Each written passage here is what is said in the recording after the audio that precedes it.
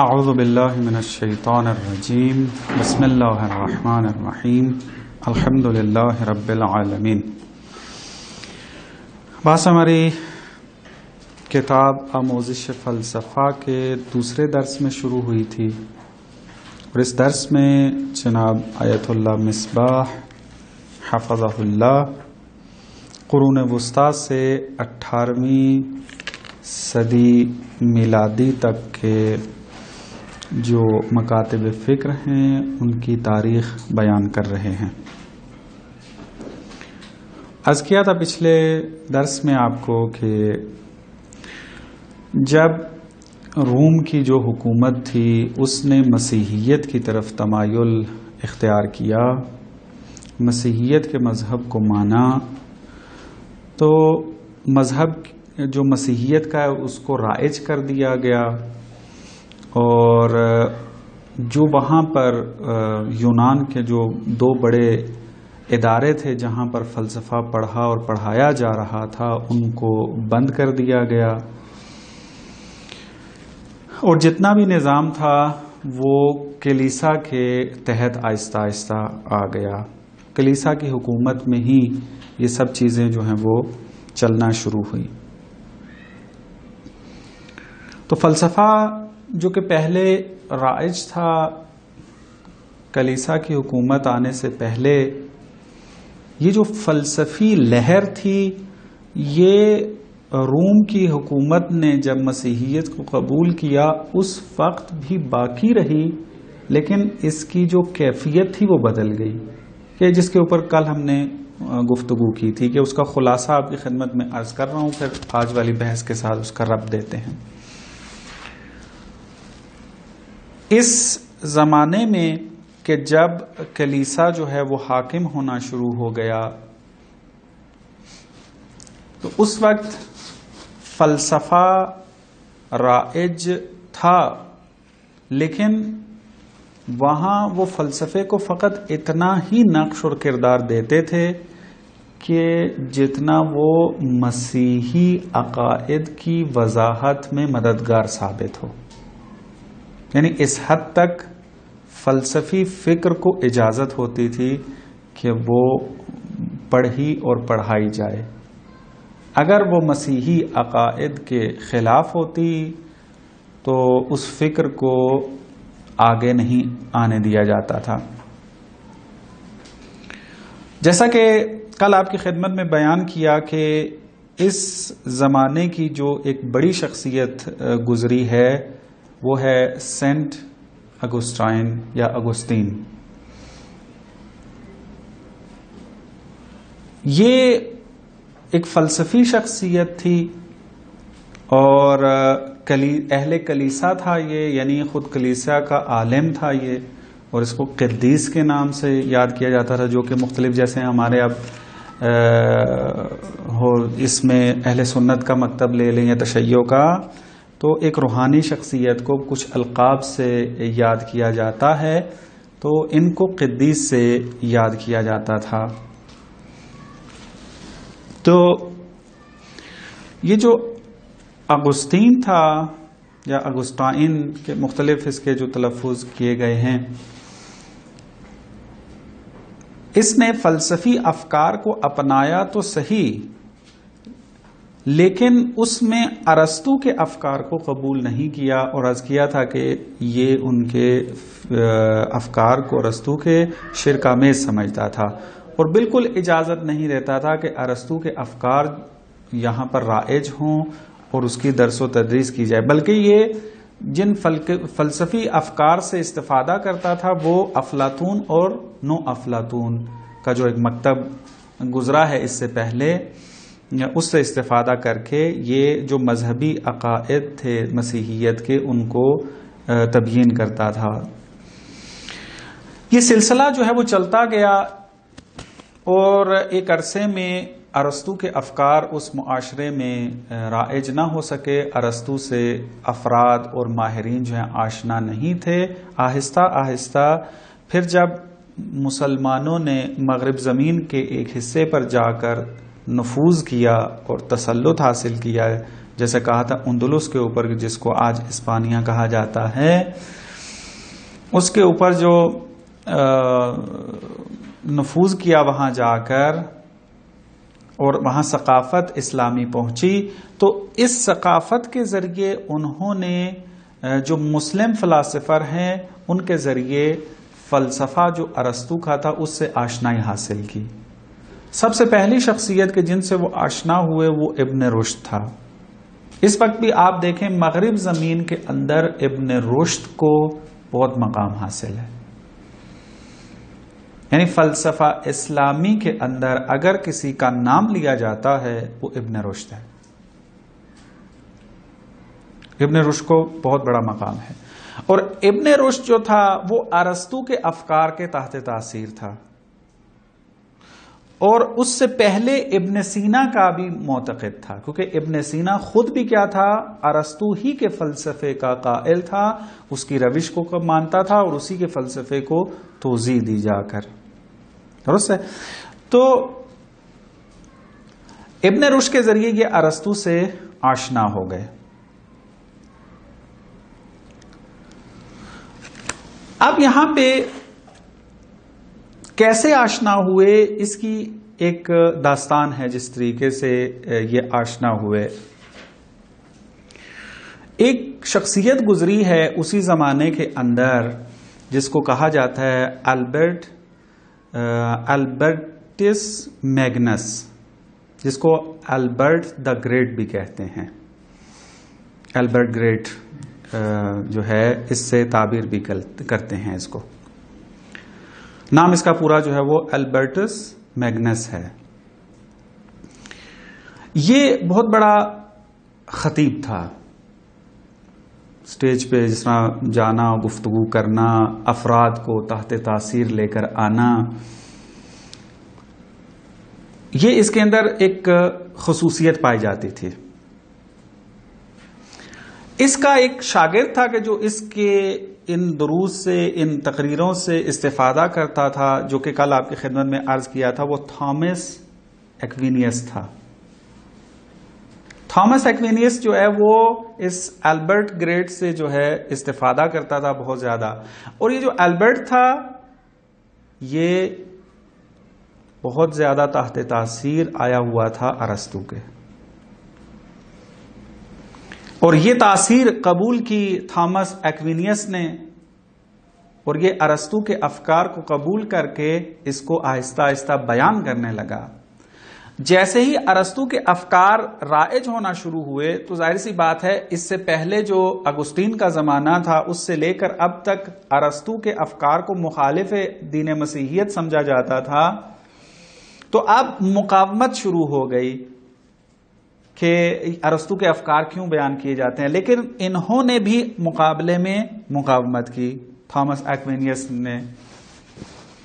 ایکوینیس نے درس و تدریس جاری رکھی، مقاومت کی، اور اس کی جو یہ کوشش تھی یہ رنگ لے کر آئی، اور آہستہ آہستہ ارسطو کے افکار اس زمانے میں رائج ہو گئے اور غلبہ پیدا کر گئے، اور ارسطو وہاں پر جو ہے اس کی فکر جو ہے وہ حاکم ہو جاتی ہے. یہ تھا فلسفہ کے جس کے اوپر ہم گفتگو کر رہے تھے. یہ وہ پہلا مکتب تھا کہ جو قرون وسطی کے اندر سامنے آیا، جو اسکالسٹسزم کے اسکول سے نکلا ہے. یہ اسکالسٹسزم یعنی جس کا ترجمہ کیا تھا اردو کے اندر ہم نے فلسفہ مدرسیت، مدرسے سے مثلا جو اسکول یعنی مدرسہ، یہ وہ مکتب تھا کہ جس میں یہ شخصیات آئیں، جس میں سب سے پہلی جو ابھر کے شخصیت سامنے اگسطین تھا، اس کے بعد جو ایک بڑی شخصیت سامنے آئی وہ تھامس ایکوینیس تھا، اور اس طریقے سے سلسلہ چلتا رہا. لیکن ان دونوں میں فرق تھا کہ جو اگسطین تھا وہ ارسطو کے افکار کو نہیں مانتا تھا، لیکن تھامس ایکوینیس جو تھا یہ ارسطو کے افکار کو مانتا ہے، پھر اس کو رائج بھی کر دیتا ہے. بہرحال یہ فلسفہ، جتنے بھی علوم تھے وہ کلیسا کے اندر ہی تدریس ہوتے تھے، اور بعض علوم ایسے تھے جو فقط کلیسا کے افراد تدریس کرتے تھے، اور کلیسا کو چونکہ تقدس حاصل تھا تو جو علم کلیسا میں تدریس ہوتا تھا، کلیسا والے تدریس کرتے تھے، وہ بھی تقدس پیدا کر جاتا تھا. لیکن آہستہ آہستہ جو ہیں وہ مختلف زمینیں جو ہیں وہ فراہم ہونا شروع ہوئے، کیونکہ انہوں نے چونکہ جب نظریات کو تقدس ملنا شروع ہو گیا اور پھر مقابلے میں اہل کلیسا نے بھی مقاومت شروع کر دی کہ کوئی بھی ان کے نظر کے خلاف بات کرتا تو وہ اس نظر جو کہ خلاف دینے والا ہے اس کو مذمت کرتے تھے، اس کو سزا دیتے تھے، حتیٰ اس کو سزائے موت تک بھی لے کر چلے جاتے تھے. تو یہ سلسلہ ان کا آہستہ آہستہ مختلف جو ہے وہ حوادث کا پیش خیمہ بنا، جس سے بعض جو ہے وہ عوامل آپ کی خدمت میں بیان بھی کیے تھے پچھلے درس میں، جس میں سے ایک پیش خیمہ یہ تھا کہ جو ولیم آف اکم تھا اس نے کلیات کا انکار کر دیا. ایک یہ زمینہ جو ہے وہ بنا. پھر بعد میں جب یہ زمزمہ شروع ہو گیا مسیحیت کے اندر کہ فلسفہ اور دین جو ہیں یہ آپس میں سازگاری نہیں رکھتے، تعارض رکھتے ہیں، ان کے درمیان اختلاف شروع ہو گیا. خود مذہبی علماء کے درمیان اختلاف ہو گیا اور مسیحیت کے دو دھڑے بن گئے، ایک کیتھولک بن گیا اور ایک جو ہے وہ پروٹسٹنٹسزم بن گیا آ کر. یہ جس کو ہم سادہ اگر ترجمہ کریں آ کر پروٹسٹان جو ہے یعنی احتجاج کرنے والے جو ہیں وہ ایک فرقہ جو ہے وہ سامنے آ گیا، پروٹسٹنٹسزم. تو یہ پیش خیمہ اس کا بنا.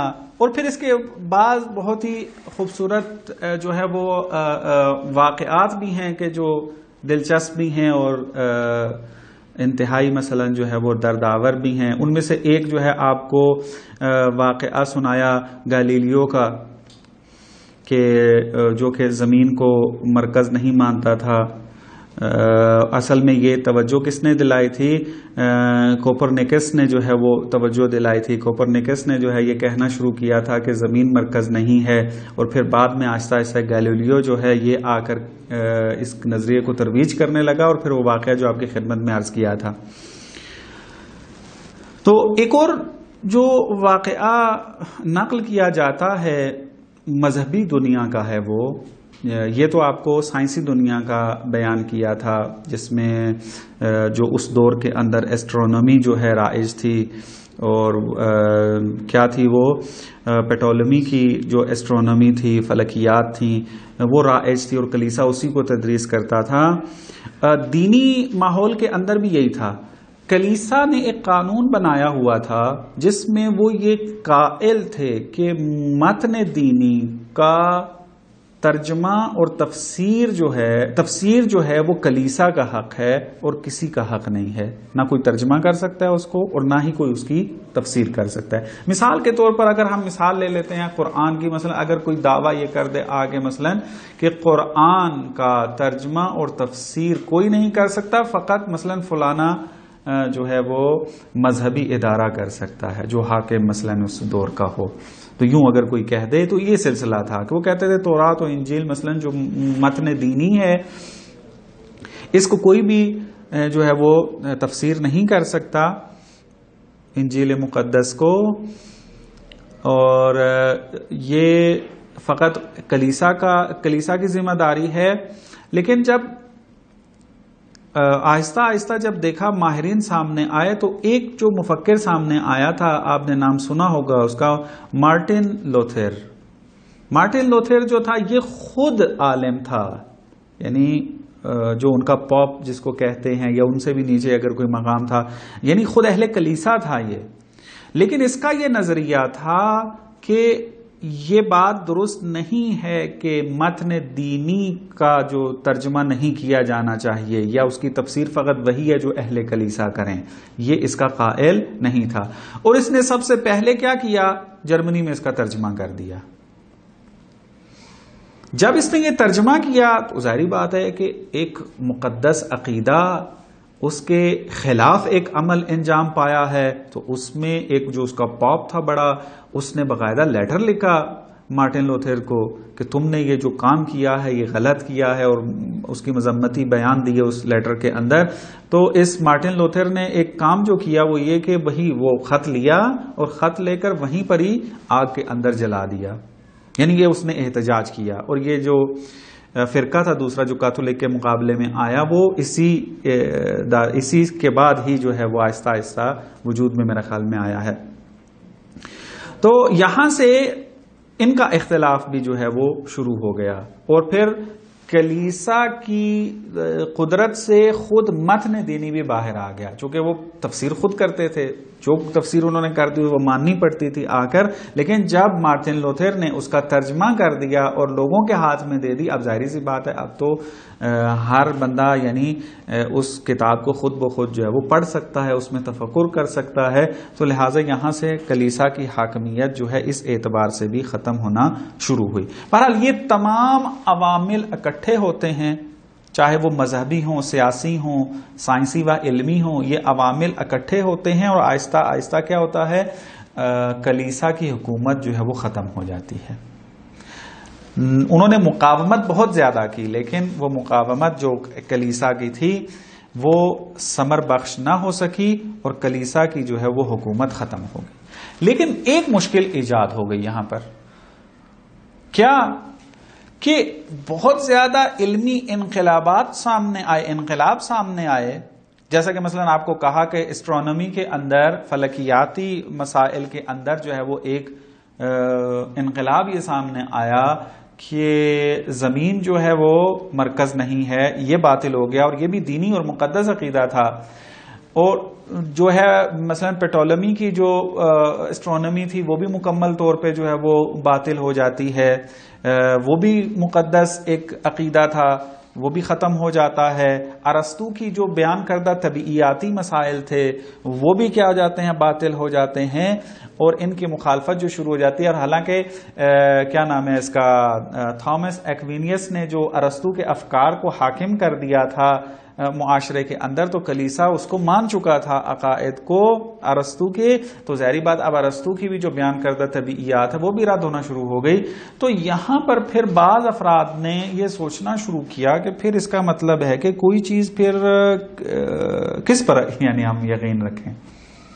یہاں سے پھر شک گرائی کا، اسپیکٹیسزم جس کو کہتے ہیں، کہ شک گرائی والی جو حالت ہے، جو کہ کس کے اندر ایجاد ہوئی تھی جا کر، سب سے پہلے گفتگو جو ہم نے کی تھی یونانی سقراط و افلاطون نے کن کا مقابلہ کیا تھا، سوفسطائیوں کا. سوفسطائیوں کے اندر یہ شک ایجاد ہوا تھا واقعیت کے اندر. تو یہاں پر شک گرائی کی جو ہے وہ ایک لہر، یہ دوسرا فیز تھا، اس کا دوسرا مرحلہ شروع ہو جاتا ہے. انہوں نے آ کر دیکھا کہ کوئی بھی جو ہے وہ عقیدہ سالم نہیں رہا. جن عقیدوں کے ہم اتنے سالوں سے قائل تھے، چاہے وہ سائنسی نظریات ہوں، چاہے وہ مثلا مذہبی نظریات ہوں، وہ خود بخود جو ہے وہ ختم ہوتے نظر آ رہے تھے. تو یہاں پر شک کی جو وہ حالت ہے وہ ان کے اندر ایجاد ہوگی. حتیٰ ایک اور جو ہے وہ شخصیت سامنے آئی جس کو مشل ڈی مونٹین یا مونٹینیا تلفظ کیا گیا ہے، اس کا مونٹینیا یا مونٹینی، مشل ڈی مونٹین یا مونٹینیا یا مونٹینی. یہ 1532 یا 33 میں پیدا ہوا ہے اور 1592 میں فوت ہوا ہے. اس نے آ کر پھر یہ کہنا شروع کر دیا کہ پہلے کیا تھا، پیٹولمی کی جو اسٹرونومی چل رہی تھی، نظریہ اس کا چل رہا تھا اس کے اندر، ٹھیک ہے. اب کیا آپ کے پاس تضمین موجود ہے، ضمانت ہے آپ کی کہ کوپرنیکس نے جو نظریہ دیا ہے یہ بھی درست ہے اور باطل نہیں ہوگا، یہ باطل نہیں ہوگا؟ ہمارے پاس کوئی تضمین و ضمانت موجود نہیں ہے. اس بندے نے یہاں جب کہا کہ وہ اتنے سارے عقائد کے جن پر یقین و جزم و 100% اطمینان ہو، یہ چیزیں موجود تھی، وہ باطل ہو گئی ہیں. اب کوپرنیکس کیسے اس حالت سے نکل سکتا ہے؟ اگر یہ نظریہ آج چل رہا ہے تو یہ بھی شک کی حالت سے باہر نہیں نکل سکتا. بس اس نے اور بھی بہت سارے جو سوفسطائیوں کے شکوک تھے، شبہات تھے، ان کو اس نے زندہ کرنا جو ہے وہ شروع کیا، اور ایک لہر شک کی جو ہے وہ شروع ہو گئی. یہاں تک جو ہے وہ ایک مرحلہ سامنے آتا ہے کہ یہ شک گرائی والا مرحلہ جو ہے وہ رینیسانس کے زمانے میں وجود میں آیا. اس کے اندر بہت سارے چیزوں نے جنم لیا ہے. آج کا غرب جن بنیادوں پہ بیٹھا ہوا ہے، وہ بنیاد جہاں جا کر رکتی ہے وہ یہ رینیسانس کا زمانہ ہے کہ جس کو ابھی ہم پڑھ رہے ہیں. یعنی یہ اگر زمانہ سمجھ میں آ گیا اور اس کی بنیادیں سمجھ میں آ گئیں تو آج کے غرب کی اور اس سے پہلے والے حالت کو بھی ہم اچھے، یعنی ماڈرنزم جو نکلا اور پھر پوسٹ ماڈرنزم آج چل رہا ہے، یہ ماڈرنزم اور پوسٹ ماڈرنزم کو سمجھنے کے لیے یہ والے حالات سمجھنا انتہائی ضروری ہیں. لیکن چونکہ ہم اختصار کے ساتھ چل رہے ہیں، آپ دوستان خود جو ہے وہ مزید تفصیلات اس کے اوپر جو ہے مطالعہ کریں گے.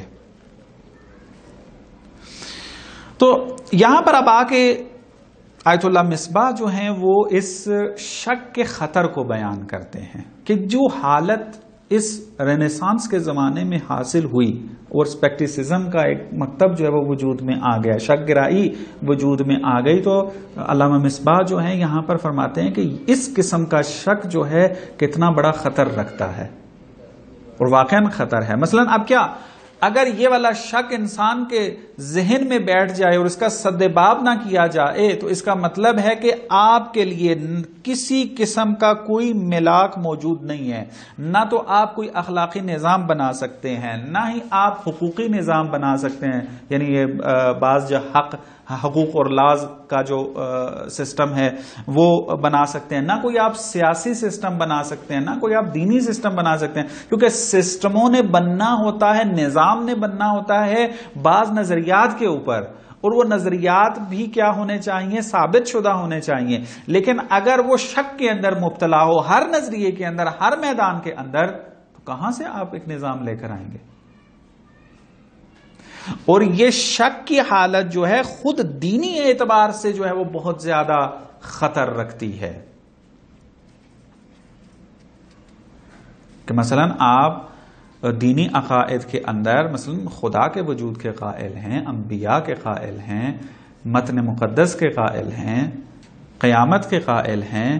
اگر یہ شک والی حالت کسی کے اندر ایجاد ہو جائے تو وہ تو ان سب کے اندر شک کرنا شروع ہو جائے گا، خدا پتہ نہیں ہے یا نہیں ہے، معلوم نہیں ہے کہ انبیاء بھی تھے یا نہیں تھے، یا قیامت بھی ہوگی یا نہیں ہوگی، یہ کتاب خدا کی ہے یا نہیں ہے. اگر یہ شک اس طرح ہو تو پھر کیسے وہ ایک دین جو ہے اس کے اوپر عمل پیرا ہو سکتا ہے اور ایک دیندارانہ زندگی جو ہے وہ گزار سکتا ہے. تو ظاہری سی بات ہے کہ انسان جب مادی چیزوں کے اندر شک کرنا شروع ہو گیا تو جو مادی سے ماورا ہیں، مادیت سے بلند مطالب و مفاہیم ہیں، اس میں تو خود بخود وہ شک کا جو ہے مبتلا ہو جائے گا. حتیٰ شک کیا، انکار بھی کرنا، کیونکہ مادیت میں تو وہ شک میں مبتلا ہو گیا ہے. جو چیزیں نظر آتی ہیں، جن کو وہ حس کر سکتا ہے، اور جو چیزیں اصلاً حس سے باہر ہیں، تو ظاہر سی بات ہے اس میں تو بدرجہ اولا اس نے شک کرنا ہے، اور آخر میں نتیجہ کیا نکلنا ہے؟ انکار بنے گا اس کا. تو لہٰذا آیت اللہ مصباح فرماتے ہیں کہ یہ شک کی حالت جو ہے انسان کے اندر ایک بہت بڑا خطر ہے، جو کہ انسان میں مادی خطر بھی رکھتا ہے اور معنوی خطر بھی رکھتا ہے، اور اس کی طرف جو ہے وہ اشارہ کیا. اور پھر اس بات کی طرف توجہ دیتے ہیں کہ چاہے اساتید ہوں، مربی ہوں، سیاستدان ہوں، مصلح ہوں، جو بھی ہو، اگر وہ چاہتا ہے کہ کوئی اچھا نظام بنے اور ظلم کے خلاف قیام کیا جائے، کوئی اچھا سسٹم جو ہے وہ قائم ہو، تو پھر اس شک گرائی کی جو حالت ہے اس کا مقابلہ کرے، اس کا جواب دے. کیونکہ شک کی حالت میں تو آپ کسی بھی کوئی ظلم کریں اس کی توجیہ کر دیں. مثلا آپ کچھ ستم کریں اور اس کی توجیہ کر لیں، یعنی ہر بندہ ظلم و ستم بھی کرے گا تو اس کا ہاتھ کھلا ہوگا اس کے اندر آگے، چونکہ کسی قسم کا کوئی نظام نہیں ہوگا اس کے پاس۔ تو یہ سلسلہ جو یہ حالت جب قائم ہو گئی، اب اس زمانے کے مفکرین نے اس بات کا احساس کیا کہ اس شک والی حالت کا کوئی سد باب کیا جائے، اس کو کیسے ہم آ کر روک سکتے ہیں، اس تحریک کو، اس مکتب فکر کو، اور لوگوں کو اس شک سے نکال کر یقین کی طرف واپس لے کے آئیں۔ تو اس میں پھر ایک نئے دور کا آغاز ہوتا ہے، نئے دور کا آغاز ہوتا ہے، یعنی آپ یہاں سے کہیں کہ ماڈرنزم کا آغاز ہوتا ہے یہاں سے، اور جو ابھر کے شخصیت سامنے آتی ہے اس دور کے اندر اور شک گرائی کا مقابلہ کرتی ہے آ کر، وہ ہے رینے ڈیکارٹ۔ رینے ڈیکارٹ کہ جو 1596 کے اندر پیدا ہوتا ہے اور 1650 میں اس کی وفات ہو جاتی ہے، تقریباً 54 سال کی عمر پاتا ہے یہ، اور اس کو جدید فلسفے کا باپ کہا جاتا ہے۔ یہ جو اب فلسفے کا آغاز ہو رہا ہے کہ جیسے ہی کلیسا کی حکومت ختم ہوئی تو ایک حالت، ایک بحران آیا مغرب زمین کے اوپر، وہ ہے شک گرائی کی حالت، شک کی حالت پیدا ہو جاتی ہے، اور یہاں سے پھر ایک نیا دور شروع ہوتا ہے کہ دوبارہ شک کی حالت سے نکال کر یقینی حالت کی طرف لایا جا رہا ہے، اور اس کے اندر کون اہم کردار ادا کر رہا ہے؟ رینے ڈیکارٹ۔ اور اس کو اس وجہ سے فلسفہ جدید فلسفی کا پدر و باپ کہا جاتا ہے۔ اس نے آ کر کیا کیا؟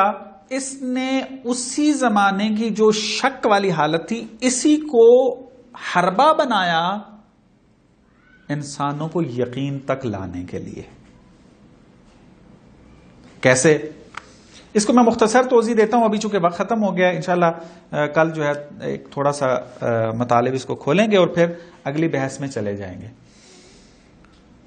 اب آپ دیکھیں فضا کون سی چل رہی ہے؟ شک کی، ہر چیز میں شک ہے، شک گرائی پائی جاتی ہے، اور دلائل دیے جا رہے ہیں اس شک والی حالت کے اوپر۔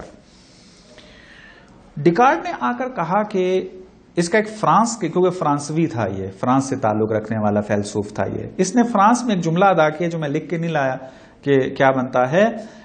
اس میں اس نے کہا کہ میں شک کرتا ہوں بس ہوں، میں شک کرتا ہوں بس ہوں۔ پھر فضا میں آئے واپس، فضا کیا کہہ رہی تھی، فکر کیا کہہ رہی تھی؟ ہر چیز پتہ نہیں خدا ہے یا نہیں، پتہ نہیں اب یہ نظریہ جو ہے وہ حق ہے یا نہیں، کیونکہ ممکن ہے بعد میں کوئی آ کے اس کو رد کر دے، ممکن ہے فلانا ہو جائے، یہ ہے پتہ نہیں فلانی چیز ہے یا نہیں ہے، اس قسم کے شک کی یہ حالت جو ہے وہ چل رہی تھی۔ ڈیکارٹ آ کے کہتا ہے کہ ہر چیز میں تم شک کر سکتے ہو، لیکن آیا تم اپنے شک میں شک کر سکتے ہو؟ یہاں پہ پلٹا کے لے گیا، یعنی تم نے کہا کہ چلیں فلانی چیز میں بھی شک، فلانی چیز میں بھی شک، اس میں بھی شک، اس میں بھی شک، ہر چیز میں شک، لیکن یہ جو تم شک کر رہے ہو اس میں بھی تمہیں شک ہے یا شک نہیں ہے؟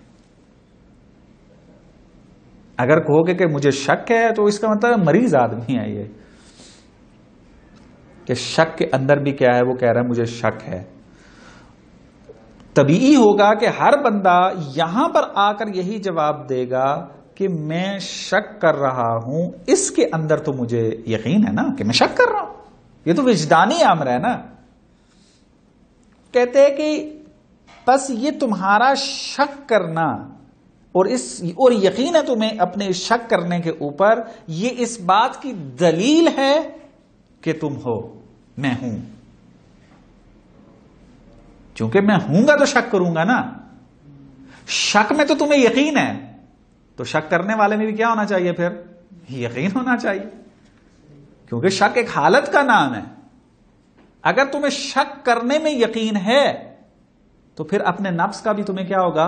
یقین ہوگا۔ تو بس یہی شک کہ جو اس وقت موجود تھا، یہ حربہ بنا اس بات کا کہ اس انسان کو شک کے میدان سے نکال کے یقین کے میدان میں لایا جائے، اور جب وہ یقین کے میدان میں آ جائے گا تو پھر باقی علوم جو ہیں وہ خود بخود اپنی ارزش، اپنی ویلیو جو ہے وہ برقرار رکھ لیں گے آگے۔ تو یہ دلیل اس نے اپنائی، اور شک سے یقین تھا۔ اس کے شک کو کہتے ہیں کہ بہرحال یہ ایک تفصیلی بات ہے، میں اشارہ کرتا ہوں، پھر اگر موقع ملا تو اگلے درس میں آپ کی خدمت میں عرض کروں گا۔ ایک شک ہوتا ہے حقیقی شک، جیسا کہ مثلا انسان بعض اوقات مبتلا ہو جاتا ہے، جیسے ان حالتوں میں بعض افراد جو ہیں وہ مبتلا ہو گئے تھے، یا ہم آپ سے پوچھا جائے مثلا آپ فلانے کو جانتے ہیں نہیں، آپ کہتے ہیں نہیں معلوم، میں شاید جانتا ہوں شاید نہیں جانتا، مجھے نہیں علم ہو رہا ہے۔ یہ شک کی ایک یقینی حالت ہے۔ ایک شک ہے کہ جس آپ کو شک نہیں ہے، مثلا ڈیکارٹ جو ہے وہ اپنے نفس کو ثابت کرنے کے لیے، اپنے ہونے کو ثابت کرنے کس کا سہارا لے رہا ہے؟ شک کا۔ آیا وہ اپنے ہونے میں شک کر رہا تھا اس وجہ سے شک کو لے کر آیا رہے وہ؟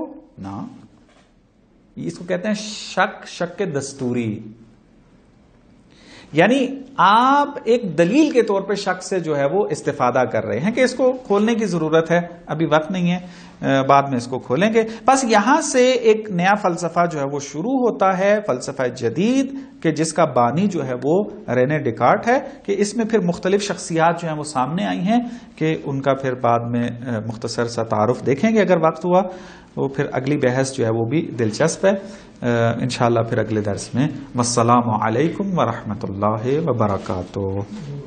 اللهم صل على محمد